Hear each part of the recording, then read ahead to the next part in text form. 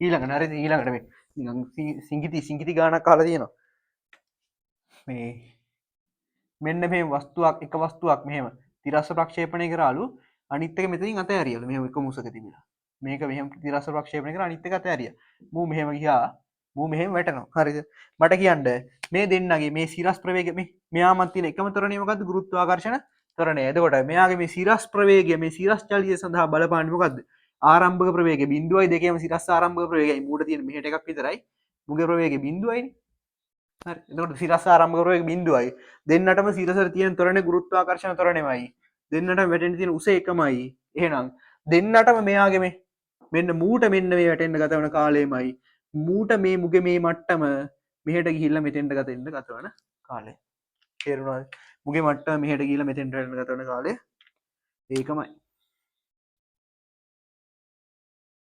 ඇයි පල්ලෙහාට ප්‍රවේගය වෙනස් වෙන්නේ මේ දෙන්නගෙන් ප්‍රවේග වෙනස් වෙන එකම විදිහට. මෙතනදී මුගේ ප්‍රවේගය 5යි ms වෙන එක නම් මේ අවස්ථාවේදී මුගෙත් 5යි ms වෙන එකමයි. එතකොට මේ දෙන්නගේ ප්‍රවේගය වෙනස් වෙන්නේ ත්වරණය වෙන්නේ එකම විදිහට නම් මේ දෙන්න වැටෙන්න ගත වෙන්නේ එකම කාලය. වෙනස තමයි මූට තිරස් ප්‍රවේගයක් තියෙන හින්දා ඌ ඒ කාලය තුල තිරසට මෙන්න මෙච්චර දුරක් ගමන් කරනවා.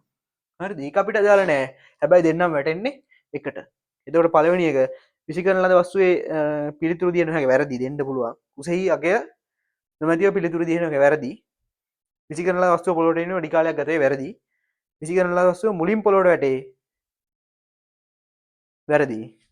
වස්තු දෙකම එකවර පොළොවට වැටේ ඒක තමයි හරි. නේ සිරස් ප්‍රවේග වෙනස් වෙන එකම විදිහට. පන්තියේ අර සමහර උන් කැමති නෑ හරිද මේ උගන්නන පිළිගන්න.